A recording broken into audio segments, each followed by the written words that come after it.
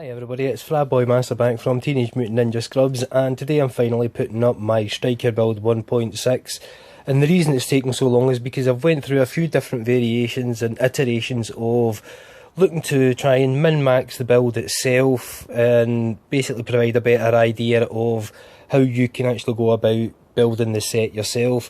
Now the set itself is based on 4 Striker and a Barrett's chest piece and a Specialised. Now your Barrett's chest piece and Specialised can be changed for anything you want, or you can have any mix or match of whatever 2 gold you want in the 4 Striker. But the most important factor is that 4 pieces of the sets are rolled for firearms, 1 is rolled for stamina, and 1 piece is rolled for skill power. Now the reason we're doing that is because I wanted to actually put Ferocious on the gun in order that we could maximise our damage to elite stat and also get as much enemy armour damage out of the build as possible as well. So all the pieces you're looking really to get damage to elites and enemy armour damage. Now on the build itself, we've got at the moment 50% damage to elites and 65.5% enemy armour damage. And I did think that with the diminishing return curve on firearms and stamina and skill power, I thought it would be actually a good idea to actually try and even out the build very slightly and see what type of damage it took or added or took away from different areas within the build itself. And in all honesty, the build is much better for not being stacked 9,000 firearms, for instance. I do now have a bit more skill power, a little bit more health, and I still have the damage output that I was looking to get without losing a lot, and it absolutely tears through enemies, whether you're using a bullfrog, an SMG, an MDR or anything like that. Now I know an SMG is a submachine gun, but simply due to the critical hit chance that they have, it's actually a really good weapon to use with Striker as well. But as you can see here, there's the purple mods are in here as well, and I think I've just popped a health mod and pulse just to see what the kind of damage output would go up to on the chances of these actually proccing. So that's not the point of this build, is using pulse and health in order to get your power up. That's not the point. The point is that the enemy armour damage to elites, the slightly lowered firearm stat down to I think it's 7,000, and we have now got a slightly more baseline for a better line for stamina and a better line for skill power. The skill power will give us a better heal, all that kind of good stuff. Slightly longer time on a pulse if you're using pulse. Use whatever skills or talents you want to use on the build itself.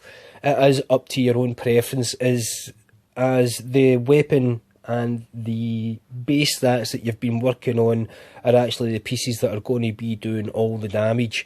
And obviously if you're running with a team and you've got a team that are doing, you know, a skill build and the guy's running pulse or whatever it is, then that's going to help your case significantly as well.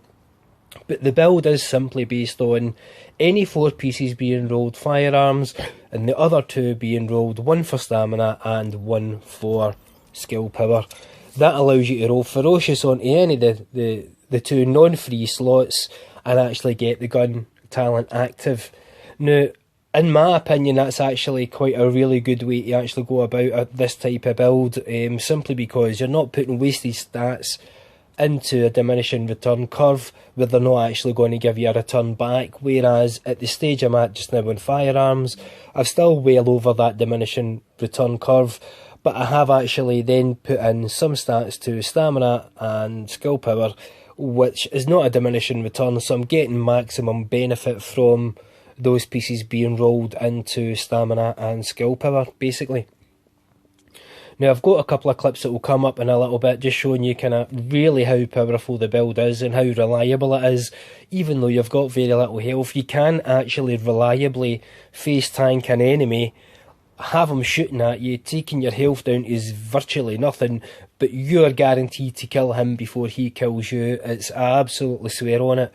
The build is mega overpowered in my opinion, and if you build it properly and have the luck with the rolls that you need, you will get your, and I know this roll sheet here isn't actually showing that because these are some older clips that I've just stitched together to try and get the build out and show you what it's about.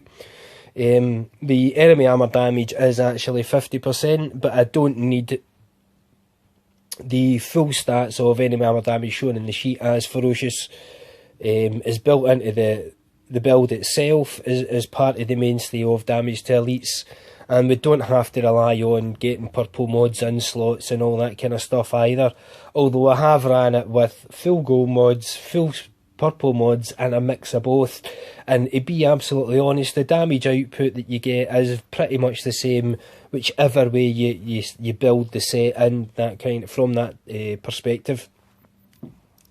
So with that said, that's basically the build and the advice that I'm giving regarding the build itself. Enemy armour damage, damage to elites, ferocious on your weapon, any other damage talents that you can manage to get on the weapons that you're going to be using will be useful, and you're basically good to go. Whether you're using purple mods to augment the extra damage to elites that you've not been able to pick up on the sets itself or not is kind of neither here nor there, as the set is extremely powerful, as you're going to see here in this clip. It just burns through the enemy's armour and it burns through the elites as well, and as the damage to elites and enemy armour damage stat doesn't show as a DPS value on your base sheet, there's no actually any point in looking at the base sheet itself. So it's really just a matter of looking how quickly you're burning through elite enemies and deciding for yourself whether you think that's actually a viable build or not. And as you can see here, the numbers that are coming off the body and off the headshots are quite intense and quite high, and it is a build that shows that you can pretty much do whatever you want. Now this is a clip showing you that I was using an MDR to get headshots, and this is a specific call out to Mr. I think the guy's name is Neymar. He put quite a lot of comments in one of my videos trying to tell me I clickbait my videos, and quite honestly that is not the case. I do not put in clickbait anywhere. I use the DPS stat sheet that everybody else uses that Massive created, and that's simply it. So all my videos are not clickbait, Mr. Neymar, who plays on PlayStation 4.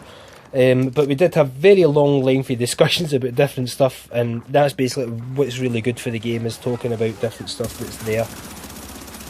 Yep, so the reason I'm not going to put a DPS stat or talk about the DPS output minimum and maximum per mag dump is simply because Mr. Neymar, who plays on the PlayStation 4, had quite a lengthy discussion with me on one of my previous videos where he said it was basically clickbait, and that, you know, you could basically put anything anywhere and call it something, and that's actually clickbait.